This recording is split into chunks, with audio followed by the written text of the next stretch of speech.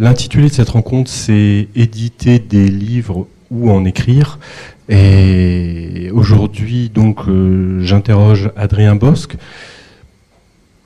concernant le travail de construction d'écriture de son dernier roman « Capitaine », qui raconte la traversée d'écrivains, d'artistes qui fuyaient la montée du nazisme pendant la Deuxième Guerre mondiale et qui se sont retrouvés dans une errance où ils se sont rencontrés, retrouvés, sachant pas exactement où ils allaient. Et j'interrogerai aussi Adrien Bosc en sa qualité d'éditeur et de créateur d'une très très bonne maison d'édition qui s'appelle les Éditions du Sous-Sol.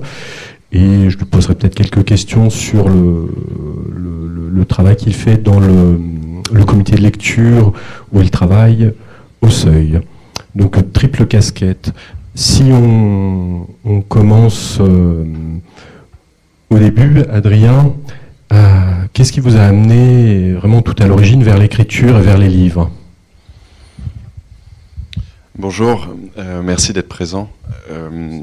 C'est toujours compliqué, y compris l'intitulé, parce qu'il y a quelque chose comme ça à la fois de la construction et de l'édition où j'ai toujours l'impression, en tout cas dans la manière d'écrire, que c'est assez disjoint et que finalement, quoique très lié et très lié pour tout le monde, le fait de publier des livres, d'en écrire de l'autre, même si il me semble qu'écrire des livres est toujours en tout cas dans mon cas, une occupation qui est volée à l'agenda, qui est toujours en marge, et tandis que l'édition est peut-être ce qui à la fois m'a constitué en tant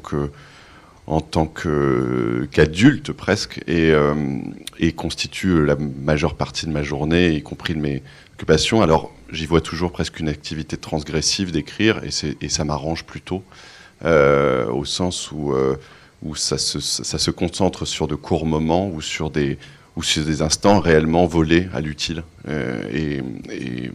En tout cas, c'est ainsi que je le pense. Pour y revenir à ce qui m'amène peut-être au livre et à l'écriture, ça peut paraître toujours un peu prétentieux comme ça, surtout après l'écriture simplement d'un deuxième roman, mais sinon que c'est la seule manière, quand on m'y confronte et qu'on me demande mais pourquoi écrivez-vous, comment écrivez-vous, et lorsque ça a pu peut-être devenir quelque chose comme une nécessité, je suis toujours un petit peu mal à l'aise avec cette question, non pas que ça ne s'impose pas avec la force de l'évidence, mais aussi loin que je peux remonter, il y a quelque chose de l'ordre d'abord d'un médium pour l'écriture et d'une technique qui s'est concrétisée, qui s'est développée dans l'épistolaire d'abord. Le fait que je suis dans une famille, y compris que mon propre frère écrit lui-même, que mon propre frère édite lui-même, qui s'occupe de la maison d'édition Noir sur Blanc en Suisse, n'a que peu à voir avec le pur hasard, au sens où je pense que tous les deux, on a une relation assez privilégiée avec une grand-mère qui, elle-même, n'était pas écrivain, mais avait considéré le livre comme quelque chose d'à part, d'important, de ne pas se prendre à la légère, et l'écriture en tant que telle, comme peut-être l'art premier, si vous voulez, l'art fondamental, au sens où il se devait d'être possédé par celui qui avait l'intention de transmettre, en tout cas de transmettre quelque chose de sa pensée. Et elle envoyait quelque chose comme une première lettre. Je ne sais pas si elle l'a fait pour tous, mais elle envoyait une première lettre quand on était à peu près en âge de comprendre quelque chose. On y répondait ou pas. À partir de là, on y répondait mal, ça pouvait s'arrêter, c'est-à-dire si c'était pas à une certaine hauteur, parce qu'elle était relativement exigeante. Et puis s'ensuivait une relation épistolaire plutôt intéressante, parce que ça allait un petit peu plus loin, y compris elle dans la confession qu'elle offrait à travers l'écrit, confession qu'on n'attend pas d'une grand-mère, en tout cas on l'attend pas là. Et elle avait ce rapport très particulier à l'écrit, et ça a structuré, en tout cas pour moi, mon frère David, je parlerai ni à sa place, ni je ne le questionne là-dessus, parce qu'on a un rapport pudique aussi à cette relation et à l'écriture. Sinon que ça a formé quelque chose d'une technique au fur et à mesure, et d'un rapport d'évidence à l'écrit pour transmettre. Et c'est une relation qui a dû durer de mes 10 ans à mes 18 ans jusqu'à sa mort. Et je pense y avoir construit quelque chose d'une préparation, peut-être pas au roman, mais d'une préparation presque technique, d'une écriture qui nécessitait, parce qu'elle avait une certaine exigence, nécessité d'y placer là des trouvailles, là des images, et que il s'agissait pas simplement de faire le compte-rendu de sa semaine. Et voilà, je dirais que c'est à peu près ça. Et puis un rapport au livre, puisque ces lettres étaient ponctuées aussi de références, d'indices. Elle était assez généreuse en références, tout comme mon frère qui est plus âgé et qui, lorsqu'il revenait à la maison pour les vacances ou autre, avait toujours un bouquin, et c'était pas le livre prescrit en classe. C'était assez vite, j'ai sauté des étapes, en fait, là où lui avait sans doute construit ce rapport à je sais pas, à Marcel Chaube, au surréaliste, à Breton, à Rémi Gourmond, à Sandrard. Lui arrivait directement avec ses références et me les transmettait comme des évidences. Donc j'ai aussi construit une bibliothèque en gagnant quelque chose, gagnant un peu de temps. Donc finalement c'est un rapport assez familial et donc relativement intime à l'écrit. D'accord. Donc pendant une dizaine d'années, vous êtes entraîné à l'écriture en vous adressant, souvent en tant qu'écrivain, on dit ne pas trop penser au lecteur, mais imaginer ou penser à un lecteur particulier pour lequel on va être précis, clair, dense. Donc il y avait à la fois ce rapport et cette culture du livre. Est-ce que vous échangiez autour de vos lectures dans cette correspondance ? Oui, c'était le cas parfois. C'était le cas parfois parce que c'était aussi l'occasion d'aller plus loin, l'occasion de elle-même, je pense, de passer quelques messages à travers ces lectures. C'est intéressant ce que vous dites sur l'adresse à un lecteur, parce que je pense que il n'y a pas ni de stratégie ni de cynisme, surtout pas, je pense, et y compris dans cette relation, elle était relativement pure, elle n'était pas précédée d'une ambition d'écriture. Elle ne venait pas comme ça devenir une préparation au roman, comme une sorte d'entraînement, comme quelque chose de sportif, ça serait un peu risible, mais elle était pure dans son rapport à l'adresse, et je pense qu'il y a quelque chose aussi ensuite. On peut l'expliquer après coup, dire peut-être que ça vient de là, et encore c'est de l'ordre de la supposition. Ensuite, on peut aussi effectivement se dire que quand on écrit, on a ce rapport à un lecteur particulier, lecteur idéal ou pas, mais lecteur idéal ne veut pas dire idéalisé au sens comme ça d'homme composite, de plusieurs attentes, mais ça peut être une attente très particulière, au sens où, donc, dans ce cas-là, il y a quelque chose de l'ordre de l'adresse épistolaire, non pas dans la forme. La forme, il s'agit pas on peut écrire un roman épistolaire, mais non, d'avoir un horizon d'attente qui est toujours passionnant de ce point de vue, parce qu'y compris dans l'attente que l'on peut détromper, accepter, et c'est écrire avec effectivement cet horizon, tout comme écrire sur une histoire, un fait qui a existé, qui est un fait historique, comme dans Capitaine ou comme dans un autre livre.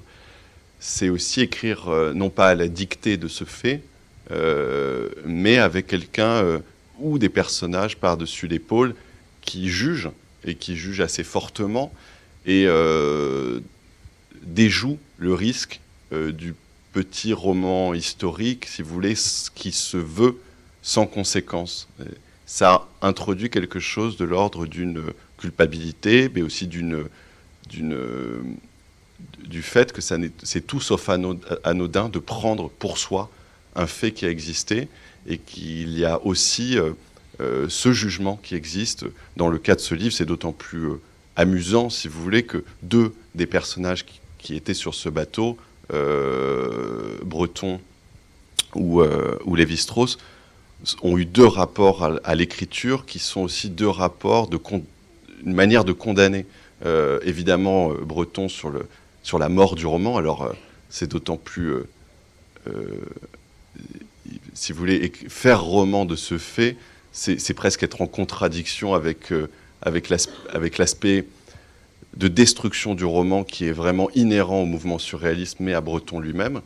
Et de l'autre, quand vous avez Lévi-Strauss qui commence Triste Tropique par Joël, les voyages et les explorateurs, et qui inscrit dans son geste d'écriture la haine de la notation, la haine du récit de voyage en tant que tel, c'est-à-dire une sorte de récit exotique, c'est aussi un autre jugement, et c'est d'avoir deux figures tutélaires très très pesantes, mais en même temps extrêmement intéressantes, parce qu'elles amènent forcément à questionner le roman autrement, soit sous forme de collage, soit sous forme pour Lévi-Strauss de dépasser ce jugement aussi, parce qu'on voit bien que Joël, les voyages des explorateurs de Triste Tropique est tout de suite, si vous voulez, contredit par Lévi-Strauss lui-même, par la remémoration qu'il fait ensuite, même s'il dépasse le simple récit de voyage.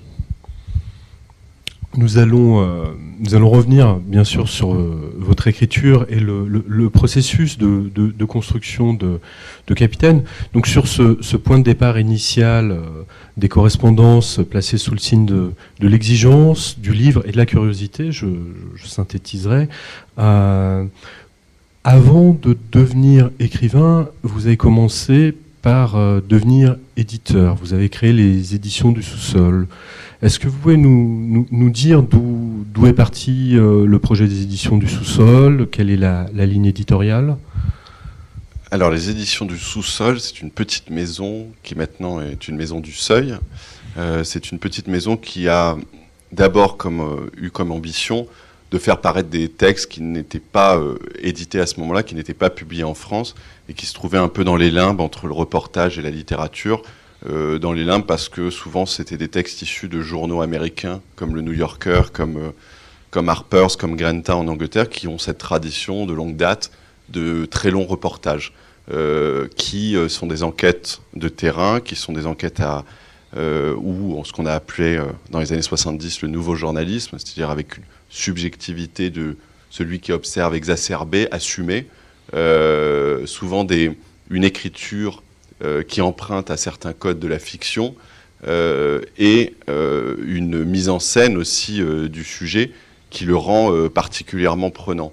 Il y a des grands noms de ce genre-là qui ont été publiés en France, que ce soit John Didion, Tom Wolfe, par exemple, ou d'autres comme Hunter Thompson, avec à chaque fois des sous-genres à l'intérieur, ce qu'on a appelé le journalisme gonzo, le journalisme d'immersion. Mais cette forme un peu bâtarde du reportage lui-même, qui a valeur vraiment de littérature quand on s'y penche, aussi parce qu'aux États-Unis ou dans d'autres pays, comme en Pologne, autour de Kapuscinski, il y a eu toute une tradition, et de fait, cette tradition a amené aussi une émulation collective et un niveau, une qualité d'écriture qui n'est en rien comparable parfois à certains des reportages tels qu'on peut les lire dans nos journaux, mais aussi ça se distingue en tout point d'une tradition plus française, même si le reportage évidemment existait, c'est Sandrard, c'est Londres, c'est évidemment Asfeld, c'est Aubenas, Rollin, par exemple, et j'en oublie. Il y a aussi une tradition dans les journaux français qui est plus de fausses auteurs de vue, un peu plus éditorialisés, considérant que seul l'éditorialiste donnait jugement sur le monde depuis une espèce comme ça de position un peu excentrée de l'événement.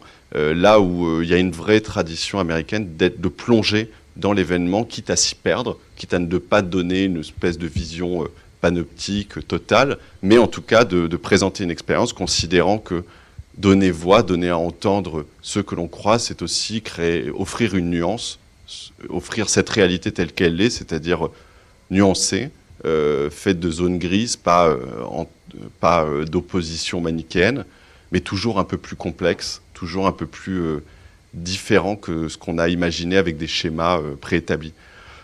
Donc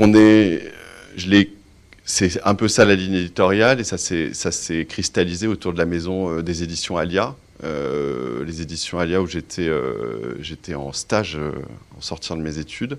Je travaillais avec Gérard Bérébi, et à ce moment-là, lui-même avait cette intuition et faisait publier sous forme de petits livres les reportages en question. Parce qu'ils étaient trop courts pour faire l'objet d'un livre total, si vous voulez, trop long pour paraître dans un magazine.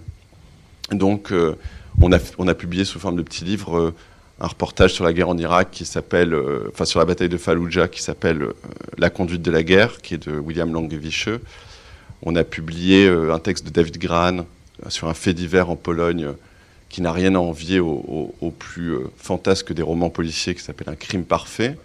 Et un autre sur la privatisation de l'eau à une grande échelle, qui s'appelle La montée des eaux de Charles Seaman. Et ces textes-là sont venus structurer ce que je voulais faire. C'est-à-dire vraiment, lui, Bérébi, à travers les éditions Alia, n'allait pas se faire le spécialiste d'eux, parce qu'il est le genre d'éditeur, et a raison, à détester d'être enfermé dans une ligne. Et dès le mois suivant où il publiait La conduite de la guerre, vous aviez dans la même collection un texte de Rilke, Note sur la mélodie des choses, pour bien montrer qu'en rien cette collection ne se spécialiserait. Mais de mon côté, l'envie et surtout la liste de ces textes qu'on repérait ensemble était si grande et nous plaisait tant qu'on s'est dit que le seul moyen était peut-être d'en faire une revue, une sorte de courrier international de ces longs textes. Et c'est ainsi qu'est née l'envie de publier une revue qui s'appelle Feuilleton, et qui est née en 2011. Et c'est la nécessité de publier ces textes qui m'a amené à penser une maison d'édition. Mais sinon, je pense que je serais devenu éditeur dans une maison, ou assistant d'édition dans une maison, et puis pour devenir peut-être éditeur, parce que c'était à peu près ce que je savais faire. Mais là, c'était la nécessité de publier cette revue. On en a parlé avec Bérébi, il aurait pu l'accueillir, il ne le souhaitait pas. C'était pas, comme je le disais, pas son envie d'aller uniquement vers ce genre-là. Mais par contre, il en a été partie prenante, puisqu'il a été rédacteur en chef de cette revue. Les éditions du sous-sol portent ce nom parce que c'était dans le sous-sol de la maison Alia, outre le fait qu'on partageait tous les deux on partageait quelque chose de cette pensée du sous-sol c'est un livre qu'il a publié, mais qui est sur le livre de Dostoïevski, qui est Les carnets du sous-sol. Et dont dans Les carnets du sous-sol, qui pourrait résumer un peu le geste de la maison. Il y a une phrase qui dit « Bien sûr, ce n'est pas le mur que je trouverai avec ma tête, mais le seul fait que ce soit un mur de pierre et que je sois trop faible n'est pas une raison pour que je me soumette. » Bien, ça raconte à peu près ce qu'on avait envie de faire à ce moment-là. On pouvait se trouver la tête, le mur, on n'allait pas l'abattre, mais en tout cas, on allait le faire. Voilà comment c'est né. En tant qu'éditeur, quels sont les paramètres à prendre en compte lorsque vous sélectionnez un livre ? On publie très peu au sous-sol, on publie 10, 11 titres. Alors si on n'est pas absolument certain, alors je ne vous parle pas juste de l'enthousiasme, évidemment que l'enthousiasme il est là pour un livre, mais si on n'est pas absolument certain, parce que ça engage de publier un livre, on inverse souvent le processus de manière, je trouve assez ridicule de dire, cette espèce d'imaginaire collectif que c'est l'éditeur qui lui-même fait grâce au texte d'exister, si vous voulez. C'est l'inverse, c'est-à-dire que, y compris pour des textes étrangers, le prendre, le publier, en acquérir les droits, ce qui est le cas pour un texte étranger, ça oblige, non pas pour des raisons uniquement économiques, c'est-à-dire de retomber sur ses pattes, mais ça oblige parce qu'on considère qu'on sera mieux placé qu'un autre pour l'amener au lectorat, l'amener à des lecteurs. Et donc, ça veut dire qu'on a en tête à peu près la manière de le défendre, le fait que chaque livre est singulier et demande de le défendre différemment en presse, de le défendre différemment auprès des libraires, de le défendre, de l'éditer différemment aussi dans le suivi de sa traduction, mais dans sa mise en page. Et tout ça, je pense que ça participe un peu de l'honneur quand même de l'édition quand c'est assumé. Et ensuite, surtout, quand on publie, et ça c'est plutôt une chance, entre 10 et 11 textes, on peut le faire. Au-delà, ça devient plus compliqué, à part le fait que dans les maisons, c'est ce que je pense du Seuil, une maison importante mais artisanale, c'est-à-dire où en fait chaque personne à l'intérieur publie ses 11 textes, c'est des îlots en fait d'édition, mais regroupés. On peut encore tenir quelque chose de ce pari. Alors après, comment on arrive vers ces textes, c'est autre chose. C'est aussi, il y a de multiples manières. Les textes qu'on a pu publier, y compris les plus fameux, je ne sais pas, notre texte le plus lu dans la maison, c'est un texte d'un surfeur qui s'appelle William Finnegan, qui a publié un livre qui s'appelle Jours barbares, et qui a été une des grandes lectures l'année dernière en littérature étrangère. Mais c'est un texte qui nous est arrivé, moi je trouve, de la meilleure des manières. Parfois, c'est dans une note de bas de page, vous regardez, vous vous intéressez à un sujet, je ne sais pas, le journalisme d'immersion, comme c'est mon cas, et puis dans une note de bas de page, vous allez apprendre que ce genre est né au 19e sous une reporter comme Nelly Bly. Alors, c'est ce qui m'est arrivé, c'est pour ça qu'on a publié Nelly Bly, qui est une des premières journalistes d'immersion qui va écrire un reportage en se faisant passer pour une aliénée, passer 10 jours dans un asile. Ça, c'était un texte qui n'était pas publié. Mais pour le cas de Finnegan, c'était de déjouer les logiques économiques des agents, parce que c'est en recevant un auteur étranger à Paris, David Samuels, en fin de soirée. Moi, j'ai toujours ce jeu-là de dire, c'est quoi tes 5 livres voilà, c'est quoi tes 5 livres un peu. Alors souvent, les 4, on les a soit lus, soit ils ont été publiés. Et puis, il me dit, il y en a un 5e, c'est pas un livre, c'est un article, c'est un reportage. Il a été publié dans le New Yorker et c'est de William Finnegan, il faut que tu lises ça. Et je l'ai lu, ça s'appelait Playing Dog Game, et c'est un des morceaux du livre. Il finira par le réintroduire dans le livre.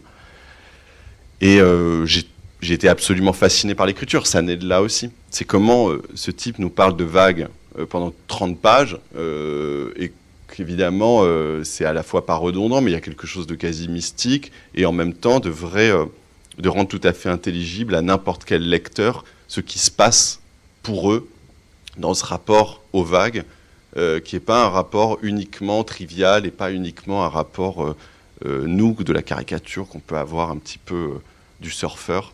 Donc ça naît de là.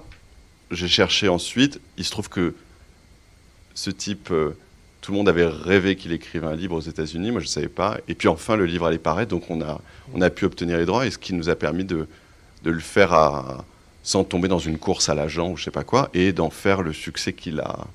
Voilà, donc c'est des exemples très différents, mais c'est la manière, c'est-à-dire que si on n'est pas totalement engagé, nous, dans le livre, déjà, ça se sent et c'est déjà un peu fini. Et c'est ça si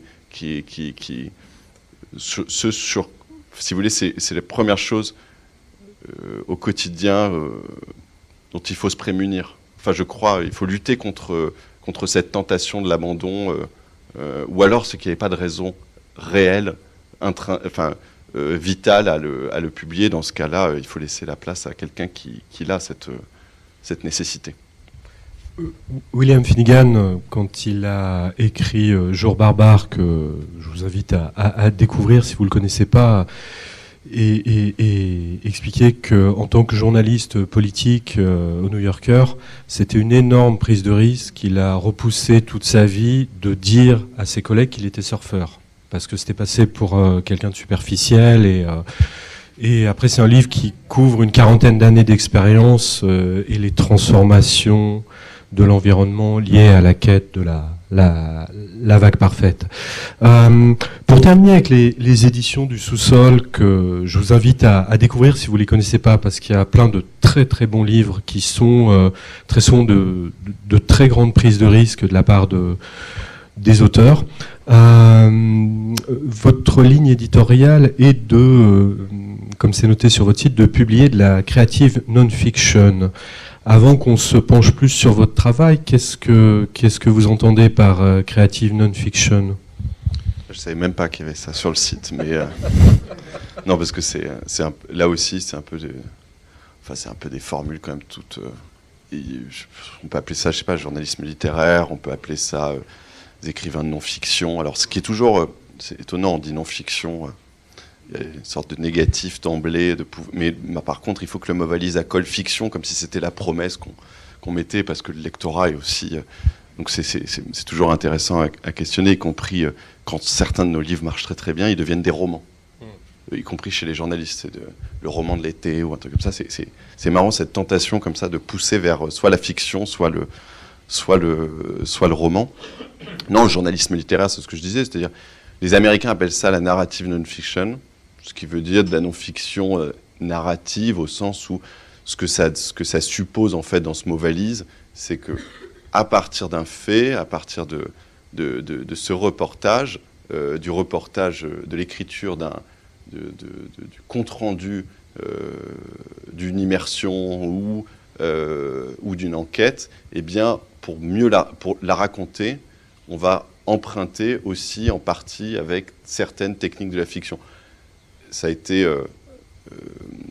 été théorisé plus ou moins par Tom Wolfe dans un bouquin qui s'appelle Le Nouveau Journalisme, où il met un peu les préceptes. En fait, il essaie de regrouper quelque chose qui était très divers, qui le précédait, de faire quelque chose de nouveau d'un genre qui existait déjà avant lui. Évidemment, il a regroupé toute une tendance à un moment, c'est-à-dire vraiment le moment où ce genre est devenu aussi extrêmement créatif parce qu'il s'est débarrassé de pas mal d'appréhension et a assumé pleinement sa subjectivité. C'est le cas alors, Hunter Thompson, que je citais tout à l'heure, c'est Las Vegas Parano, par exemple. Ce qu'on a appelé journalisme gonzo. John Didion, c'est un des écrivains les plus intéressants, je trouve, américains, fiction ou pas fiction. C'est vraiment, y compris une approche, mais qui là est dans l'introspection. Il y a un livre qui s'appelle L'Amérique, qui raconte, c'est une série d'articles qui montrent toute l'étendue, enfin, de l'intelligence et de l'acuité du regard de John Didion, qu'elle a écrit aussi sous forme de mémoire, y compris dans ses tragédies. C'est l'année de la pensée magique, ou des livres comme Le Bleu de la nuit.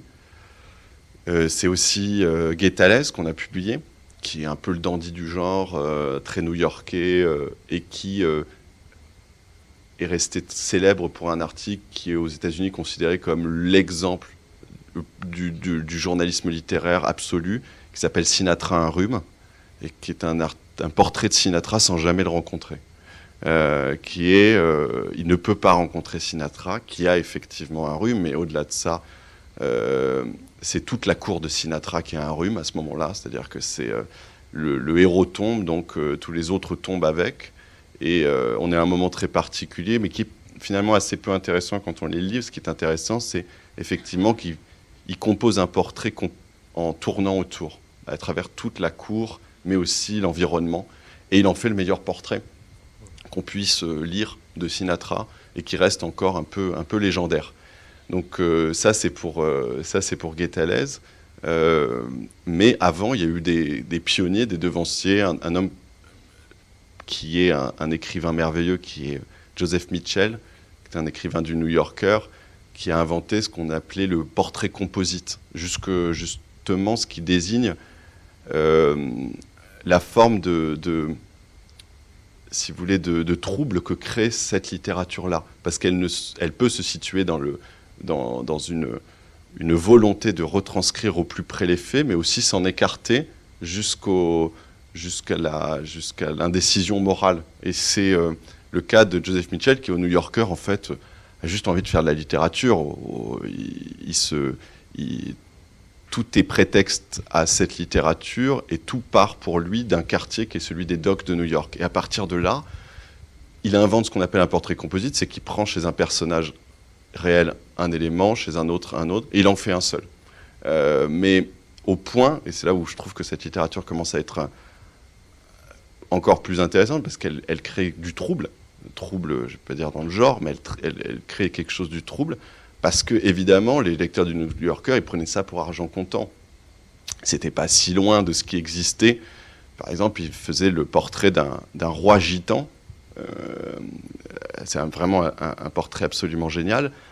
Et puis, ils recevaient des lettres et des lettres au New Yorker qui étaient adressées au roi gitan, qu'il fallait transférer. Donc ça restait comme ça empilé au New Yorker, au point où un jour, un producteur de pièces à Broadway est venu le voir pour lui dire « Écoutez, je vais faire une grande pièce sur ce roi gitan ».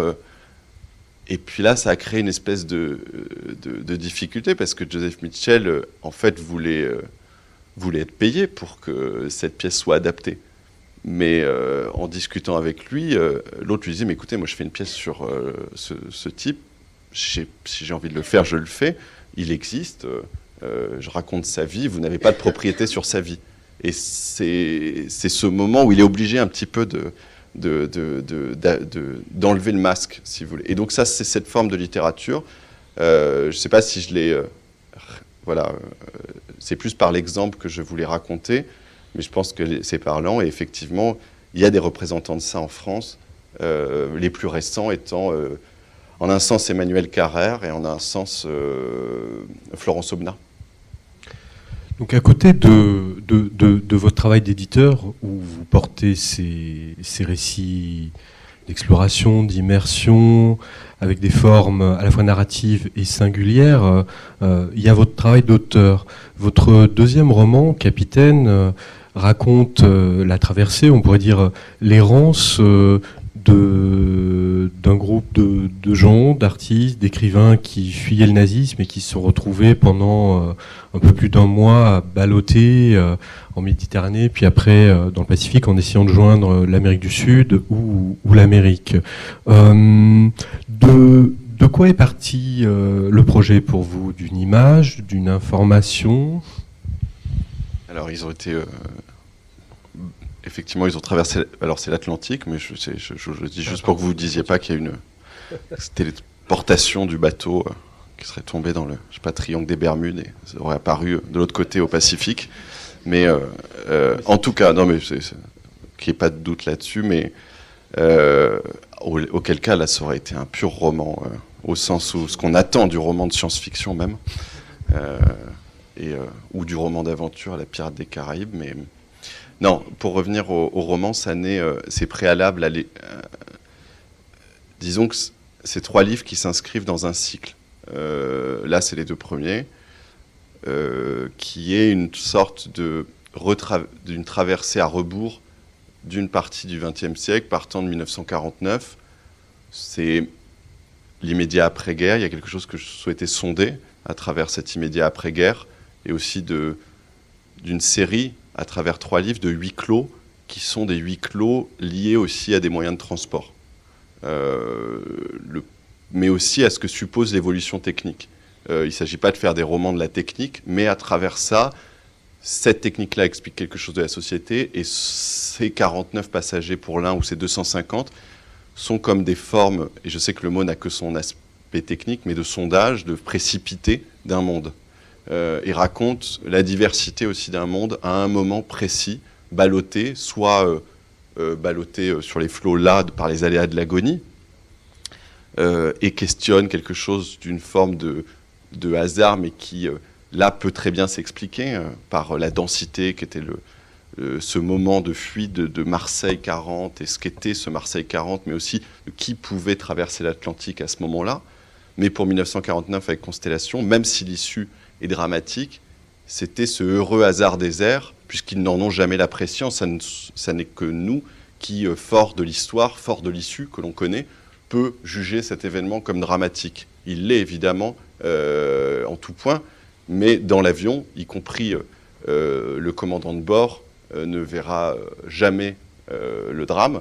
Il ne le voit qu'à la seconde où il percute le mont, Redondo, aux Açores, puisqu'il prend ce mont pour une piste d'atterrissage par un effet assez étrange de réfraction des lumières sur le mont, de telle sorte qu'on peut imaginer, sans en être absolument certain, qu'aucun signe avant-coureur n'est venu casser cette logique, si vous voulez, d'un optimisme tout craint de ce heureux hasard qui réunit dans un même avion. Alors évidemment, et c'est les noms qu'on retient, Cerdan ou Ginette Neveu, la violoniste, mais aussi des gens qui, par leur trajet, se retrouvent à un moment à prendre cet avion, des bergers basques, qui vont rejoindre les grandes plaines de l'autre côté, avec toute une histoire de contrat entre certains grands fermiers américains et les paysans sans terre basques à ce moment-là,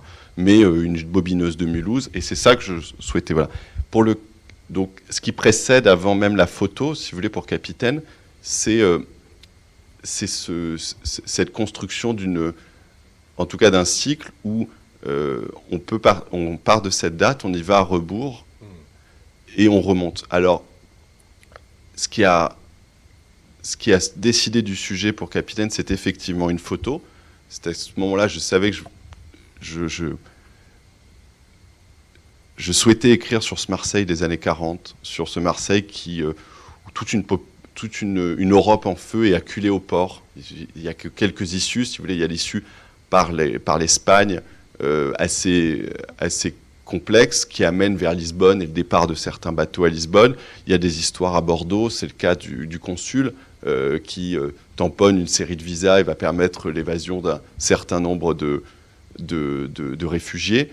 Et de l'autre, Marseille, qui est, comme l'écrivain Jean Le Malaquais l'a appelé, une planète sans visa. Une planète qui est celle racontée par Anna Segers dans Transit, de toute une population qui passe son temps entre des consulats, des ambassades, à être traquée dans cette ville, qui est dans une zone dite libre, mais qui n'en a que le nom, à un moment où on sait c'est le dernier pas avant ce que dit Lévi-Strauss dans Triste Tropique, en parlant de cette traversée. Il parle d'une cargaison lui-même en disant que les passagers tous, ou la plupart, se savaient à ce moment-là gibier de camp de concentration. C'est une dernière limite de comprendre que effectivement le sauvetage le départ est une obligation.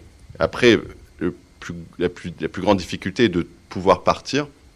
Et donc je m'intéressais à ce moment-là, qui avait été vraiment assez souvent raconté. C'est presque une littérature en soi, le Marseille des années 40, et de l'autre côté, l'arrivée, c'est aussi une littérature en soi, le New York des surréalistes. Mais entre deux, cette traversée restait comme un espèce de point aveugle. Un point aveugle dans l'histoire, et qui m'intéressait parce que le roman pouvait se glisser là-dedans. Et ça partait effectivement d'une photo, parce que de traces, il y avait les relations qu'en faisaient les voyageurs, les récits, parcellaires, d'un certain point de vue à chaque fois, composant quelque chose comme une image. Des photos, il y avait une image du bateau lui-même, et puis deux photos de groupe prises sur le pont. Et effectivement, ça a été une forme de déclencheur, en regardant cette photo, en se disant que partant de cette aporie, cette absence d'image, je pouvais y glisser quelque chose, en tout cas, qui pourrait prendre une autre forme et qui serait celle de raconter à la fois au plus près la traversée, tout en peut-être en imaginant ce que pouvait être un roman de cette traversée. Et puis, je terminerai juste par là, ce qui est venu, parce que je suis assez attentif aux signes, presque un peu trop, il y a un rapport à la coïncidence qui structure même ces trois livres. Quand je me suis penché un peu plus précisément sur cette histoire, j'ai lu Triste Tropique, et au tout début, juste avant le récit qu'il fait de la traversée, il dit, il a cette image, il dit « Ce ne sont pas les constellations qui nous ont rendu le pont des bateaux moins dense ». Et il dit « Ça serait comme d'imaginer que les constructions sur la Côte d'Azur nous auraient rendu le Paris villageois ». Et c'était comme un indice de dire, alors c'est peut-être un peu prêter trop de sens à ces indices, mais que ça pouvait s'inscrire dans une logique narrative entre les différents livres. À partir de ce point de départ, vous avez dû faire énormément de recherches. Oui, c'est forcément, parce que tout à l'heure on parlait du journalisme littéraire. Évidemment que ça a à voir avec quelque chose de cette force d'enquête, parce que ce qu'on pourrait appeler une préparation au roman, ça se situe en tout cas en partie, et ça ne se limite pas à ça, dans l'enquête. Et là, il y a quelque chose que j'assume pleinement, qui est presque une occupation plaisante et grisante. Il y a quelque chose comme se substituer à des métiers ou à des passions qu'on n'a pas, si vous voulez, qui vont autant du généalogiste au détective, mais presque au sens des films de Truffaut, c'est-à-dire quelque chose d'un peu maladroit, d'un peu gauche, à vouloir singer quelque chose d'une activité. Et à se faire enquêteur de quelque chose que personne ne recherche. Ça, c'est d'autant plus grisant. C'est d'aller dans des arrière-cours d'hôtels, par exemple dans ce livre en Martinique, d'hôtels délabrés, de marinas ultra commerciales, et d'aller dans un arrière-cour d'une propriété privée d'un type qui ne sait même pas pourquoi on vient chercher quelque chose qui est effectivement fondamental pour nous, presque de l'ordre du pèlerinage, et qui est là, dans ce cas, un lazaret qui a accueilli, ou plutôt qui a enfermé ses passagers lors de leur arrivée en Martinique, et dont il ne reste que les fondations, et dont la mangrove et le reste, si vous voulez, d'une partie de la jungle est recouvert, mais on y vient et on emprunte ce chemin presque de manière clandestine et un peu ridicule, et j'assume. Je pense que c'est d'ailleurs ce qui est important lorsque le jeu apparaît, c'est aussi la part presque de ridicule à cette démarche. C'est aussi des morts qui n'ont pas demandé à ce que la terre, si vous voulez, soit remuée et que leur mémoire soit convoquée. Et ça, je pense que c'est très important pour vous dire à quel point l'enquête est importante, parce qu'il ne s'agit pas de faire roman en disant je fais ce que je veux parce que j'ai marqué roman. Ça, c'est un truc sur lequel je ne demande pas aux autres de le faire, mais moi, je n'ai pas envie d'assumer de le faire autrement. Je considère que si on convoque cette mémoire, j'ai pas de liberté à la dévoyer, j'ai pas de liberté à en faire ce que je veux. C'est peut-être une position morale, là où on dit que la littérature ne se fait pas avec cette part de morale, mais en tout cas, et c'est là où ça a à voir avec la forme de journalisme que je publie, j'aime bien cette image qui est dans un des livres fondateurs de ce journaliste, qui s'appelle « Le journaliste et l'assassin ». Et Janet Malcolm, pour expliquer la différence entre la fiction et la non-fiction, dit, si vous voulez, un écrivain, et elle dit un écrivain de non-fiction, comme elle dit un écrivain de fiction, elle dit un écrivain de fiction, un romancier, il a construit sa maison, il l'a construit en tout point, il a acheté le terrain, s'il a envie de détruire la maison, il la détruit. Un écrivain de non-fiction, il est locataire. Il peut faire ce qu'il veut à peu près pendant le temps effectivement de cette location, mais à la fin, en tout cas s'il veut récupérer quelque chose de sa caution, alors morale on pourrait dire, il va falloir rendre en l'état. Mais ça ne suppose pas qu'on ne peut pas écrire, ça ne suppose pas que le roman est impossible, que le roman sans fiction est impossible, mais ça demande cette position. Et alors l'accumulation de documentation, l'accumulation de faits, ça vient, si vous voulez, ça vient tenir l'immeuble, ça vient tenir la pièce, ça vient nous permettre aussi de la connaître bien, cette pièce, pour pouvoir, et c'est tout peut-être, en tout cas c'est tel que je m'envisage la manière d'écrire, cette manière d'écrire, que l'accumulation de documents, évidemment que tout n'y rentre pas, il s'agit plus d'en faire sortir que d'en faire entrer, ça permet de se mouvoir d'un pas léger ensuite dedans, mais en sachant où on est. Et c'est comme, si vous voulez, toute cette documentation. Alors oui, il s'agit d'aller voir tous les journaux qui ont pu être écrits, je veux dire les journaux des voyageurs eux-mêmes, de recouper les informations, de voir qu'un compte-rendu d'information, quand bien même il serait du premier intéressé, du voyageur, n'est pas forcément une vérité, que c'est toujours un point de vue, qu'à partir de ces différentes mémoires, on peut recouper quelque chose d'une information juste, amener à une vision claire. Mais l'image que j'ai, c'est, voilà, je fais roman de ça parce que le document que je convoque, c'est mon tuteur. Ensuite, la plante, elle peut coller très très fortement au bois quand je suis dans la description exacte de ce qui se passe, ou s'en détacher, aller sur un autre pan de mur, mais ça restera toujours attaché au bois.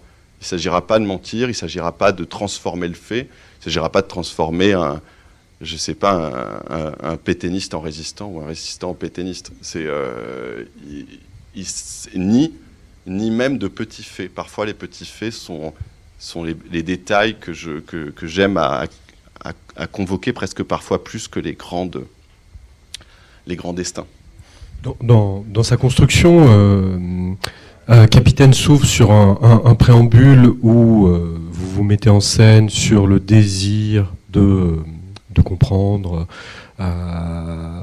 quelque chose que vous n'avez pas expérimenté de manière directe, puis une conclusion où, en tant qu'auteur, on voit aller sur des lieux qui ont été évoqués, et 90% du livre, c'est la traversée qui suit globalement l'ordre chronologique, la fuite, les complications pour obtenir des visas, le travail de la vie à bord, les machines, les trajectoires de ces personnages qui ont été des personnes réelles, qu'est-ce qui les a amenés à se retrouver sur ce bateau, qu'est-ce qu'ils deviendront après. Donc on sent un travail de recherche assez extraordinaire, hyper dense. Une fois que vous avez accumulé ce matériau, je crois que ça vous a pris des années d'ailleurs, comment est-ce que vous avez procédé? Parce qu'on peut imaginer que vous aviez beaucoup trop de matériel, qu'il y avait trop de personnages, qu'il fallait choisir sur qui se focaliser. Comment concrètement, à partir de la documentation, vous avez construit Capitaine? Et bon, pour répondre plutôt rapidement, je pense que c'est la forme qui détermine de quelle manière aussi la forme telle qu'elle paraît adéquate pour raconter cette histoire-là. Ces trois romans, peut-être que j'écrirais tout à fait différemment, mais dans ce cycle-là, il y a quelque chose de l'adaptation du moyen lui-même à la forme, de quelque chose dans le premier qui était presque d'une rapidité, presque d'une aérodynamie, et en même temps d'une contradiction qui était celle de ce tombeau d'acier, de ces morts, de ces vies fauchées, et qui pouvaient être racontées aussi sous forme de tombeaux, de petits tombeaux qui étaient tout au long du récit, tout en racontant à la vitesse de l'action même ce huis clos. Huis clos, comme je le disais, c'est aussi un temps, presque comme dans une pièce, un temps, un lieu, une action. Et donc, de suivre au plus près, pour ce livre-là, l'armature narrative de ce livre-là, elle s'est présentée, c'est presque par l'accumulation des faits, où il y a un moment, quelle combinaison on va trouver, comment on va se dépatouiller avec ça, comment on y trouve. Alors, évidemment, ça paraît assez pauvre de dire, c'est un journal de bord. Bon, c'est évidemment c'est presque la manière, le degré zéro, si vous voulez, de se dire, d'un voyage, on fera journal de bord.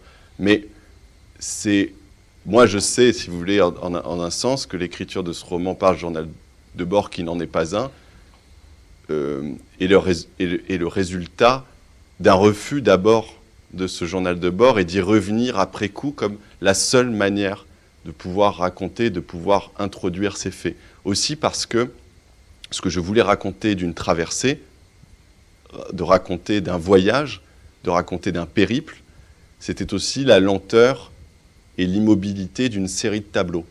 Du fait que cette traversée en bateau était aussi fait d'une série comme ça de tableaux fixes, que le moyen lui-même de locomotion, que le bateau proposait aussi ça. C'est-à-dire une sorte comme ça de série d'images, qui changent chaque jour, mais ne semblent ne pas changer dans la journée.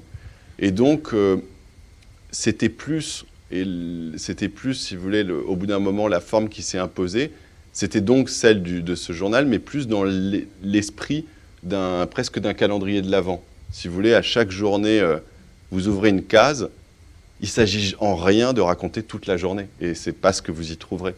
Vous n'y trouverez pas la vérité de cette histoire. Et comme un exercice de style, on pourrait représenter cette histoire à d'autres qui la raconteraient autrement.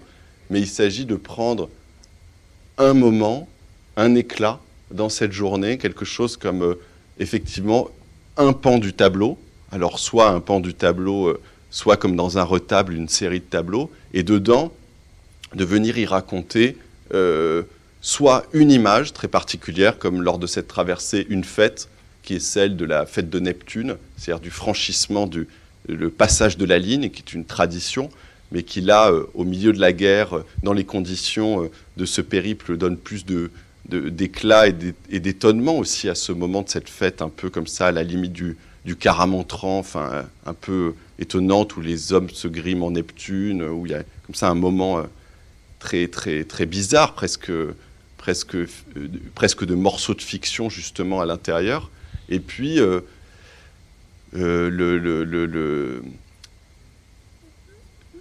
d'autres images comme celle de ce bœuf écorché au moment où on l'abat au large de Casablanca, ou d'autres images, mais aussi des vies qui sont d'un coup racontées en détail, celles de certains passagers, du peintre Wilfredo Lam, de la photographe Germaine Krull, et ça pour une journée, comme si la remémoration d'un coup les amenait. Pour Wilfredo Lam, ça va être ce passage en Espagne qui est aussi ce grand détour qu'est le chemin de sa vie.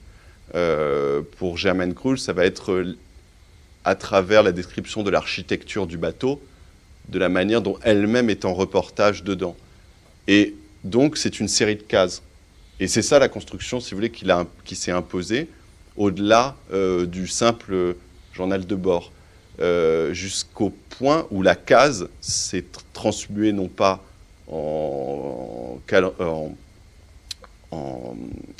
calendrier de l'Avent, mais dans la dernière étape, à partir du moment où, arrivé en Martinique, d'autres bateaux partent, et que, si vous voulez, le cahier des charges que je m'étais donné, c'était de dire je suis chacun des passagers jusqu'à bon port, presque. Et c'était celui du jardin de loi. C'est-à-dire, les cases devenaient plus des cases d'arbres de sapins, mais devenaient celui où les bateaux partent, et vous avez, comme dans le jeu de loi, cette idée que les bateaux peuvent partir avant, mais être arrêtés, puis un autre passer devant, et que tout ça finit dans le jardin de loi, qui est cette Amérique espérée, qui n'est pas si accueillante que ça, mais qui est cette Amérique fantasmée dans l'esprit des passagers. Et donc, à partir de là, la construction s'imposait, et la documentation tout autour s'introduit dedans, avec des zones d'ombre qui sont ce que je sais, qui ne rentrent pas dans le livre, qui ne rentrent pas dans l'économie du roman, et qui restera pour toujours, si vous voulez, comme une préparation, comme d'autres écrivains travaillent pour une scène, une accumulation de lectures, de techniques, pour au mieux s'approcher d'une vérité, là, d'une description d'un métier, là, d'un lieu. Est-ce que vous faites d'abord le travail de recherche et puis, dans un second temps, le travail de composition, de construction de l'ouvrage, et dans un troisième temps, écriture et réécriture? Ou est-ce que c'est un processus qui se combine? Vous commencez à rechercher, vous écrivez, vous transformez le projet en fonction des informations que vous découvrez? Alors c'est très particulier. Enfin, non, j'ai toujours, comme je l'ai dit, la préparation du roman, pour moi, c'est cette enquête qui passe à la fois par des lectures, qui passe après sur des archives. Ça va être, c'est pour ça que je disais, ça emprunte à plusieurs, si vous voulez, plusieurs activités, mais qui va être les archives départementales de Martinique, comme les archives coloniales à Aix, je ne sais pas, ça va être des exemples, et puis le lieu même ou la rencontre de certaines personnes qui permettent d'éclairer certains endroits. Ce qui est assez particulier dans ce livre-là, c'est et c'est pour ça aussi que dans tous les cas, effectivement, j'écris, je tiens note de ce que je peux recueillir. Ça s'accumule, mais il y a par moments quand même quelque chose comme une volonté d'écriture qui par moments s'échappe, et donc j'y note y compris des choses qui pourront se retrouver dans le livre, n'y se retrouveront pas. Mais la réalité de l'écriture, elle se fait sur un dernier temps qui est une année pleine où ça a été vraiment cette écriture-là. Mais ce qui est très particulier dans ce livre Capitaine, c'est que je suis parti, et c'est là où le livre s'est écrit différemment, de cette documentation, de ce travail, de cette construction. J'ai écrit un roman, j'ai écrit ce Capitaine, et puis je suis parti d'abord de ce deuil de l'image, en disant, bon, voilà, il n'y a pas de l'intérieur, il n'y a que ces deux photos sur le pont. Et puis, sans dévoiler ce qui s'y passe, au détour, au bout du cheminement, en ayant terminé ce livre, n'espérant pas y trouver plus d'images, eh ben, il y a un indice, si vous voulez, qui a émergé après l'écriture. Et donc, la totalité en tout cas du temps du roman, celui qui est, comme vous l'avez dit,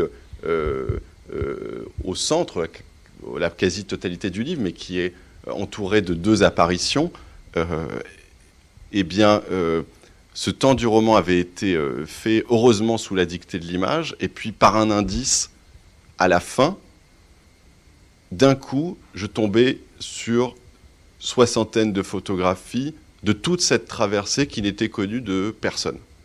Sinon de celui qui les avait retrouvées dans son tiroir mêlé à des photos de famille. Et tout, si vous voulez, le côté presque amusant et puis très important pour moi dans l'écriture, ça a été à la fois d'être ébahi par ces photos, de passer comme ça d'un coup une sorte, comme si l'image venait attester quelque chose pour moi, d'un moment qui restait un moment de fiction, mais il s'agissait en rien d'utiliser ces photos pour gommer, améliorer, ajuster certaines intuitions du récit. Et donc plutôt d'en faire un moment d'écriture qui est la fin du roman où effectivement ces photos apparaissent, qu'est-ce qu'elles racontent, comment elles le racontent, mais de ne pas l'utiliser pour corriger en un sens le roman. Et donc c'est cet afflux d'images qui a été aussi surprenant, mais qui du coup inscrivait totalement le livre dans aussi une recherche qui avait à voir avec l'histoire de la photographie, avec ce qu'interroge la photographie aussi, dans son manque, mais aussi dans ce que dit Barthes, là, ça a été, qui est la photographie comme une espèce de preuve intangible, mais en même temps assez précaire. Est-ce que vous réécrivez beaucoup ? Vous retranchez, vous reprenez les paragraphes, les pages ? Je ne sais pas si c'est le truc le plus intéressant dans le processus d'écriture, mais je pense qu'évidemment, on est juge sévère de ce qu'on écrit, donc il s'agit de retravailler constamment jusqu'à ce qu'à peu près ça sonne pas tout à fait, en tout cas pas tout à fait faux j'ai pas dit dans une espèce de langue classique qui serait le son juste, mais de pas tout à fait faux dans son propre projet. À partir de là, oui, c'est un processus lent et un processus d'amputation, de correction, des pans entiers qui sont à la fin jetés, ou d'autres qui viennent se réintégrer au moment où on se décide vraiment à le donner à lire. Donc oui, mais je pense que pour tout écrivain, c'est le cas, et ça n'a pas d'incidence autre, sinon qu'il vaut mieux être effectivement ce juge sévère avant qu'il y en ait un autre qui passe ensuite. Non pas que ce serait pour lui arranger le travail, mais parce que justement viendrait avec une autre sévérité qui n'est peut-être pas le sens du projet. Et pour conclure, qu'est-ce qui est le plus difficile pour vous, d'être éditeur ou d'être auteur ? Je pense que je pense que ça n'a en fait pas grand-chose à voir, et qu'être éditeur, c'est complexe parce que la situation est complexe pour le livre, et pour le nombre de lecteurs, et que ce qu'on appelle voilà, une forme aussi d'un monde entier qui détourne de l'attention, qui est aussi une attention, l'attention portée non pas au livre comme si c'était une sorte de matière sacrée qu'il s'agirait de garder à jamais tel que c'était, mais parce que c'est la sollicitation et ce que demande la lecture en tant que de mobiliser, en tant de ce que ça nécessite pour celui qui lit, de calme, de ne pas être perturbé chaque seconde. Donc je pense que c'est à la fois plutôt exaltant, parce que ça demande de repenser un petit peu notre rapport au livre, mais c'est aussi, quand on travaille pour une maison comme Le Seuil, repenser aussi des acquis qui n'en sont plus, tout un fonds éditorial qu'on a. Je parle là des collections, je parle de l'exigence qui est la nôtre, de collections théoriques aussi, qui ne sont pas que du roman, et qui demandent à être des lieux préservés, des lieux... Et concernant la difficulté pour le roman, la difficulté pour l'édition, c'est effectivement cette difficulté actuelle, mais aussi de faire exister, comme je l'ai dit tout à l'heure, un roman en particulier au moment où en paraissent tant, et dont le métier d'éditeur participe de cette inflation constante du livre. Donc je dirais que c'est très différent, et que romancier, moi j'ai l'impression de rejouer la partie, si vous voulez, à chaque fois que je commence un projet d'écriture, et que la fois d'après je serai plus écrivain. C'est le livre qui vient sanctionner le fait que j'en ai écrit un de livre, mais que ça peut s'arrêter, et que si d'ailleurs si je ne suis pas moi-même, si je n'ai pas moi-même le souhait de publier ce troisième livre, par exemple, je ne serai simplement pas écrivain, plus écrivain. C'est comme si c'était lié à une activité à ce moment-là, limitée dans le temps, en tout cas limitée à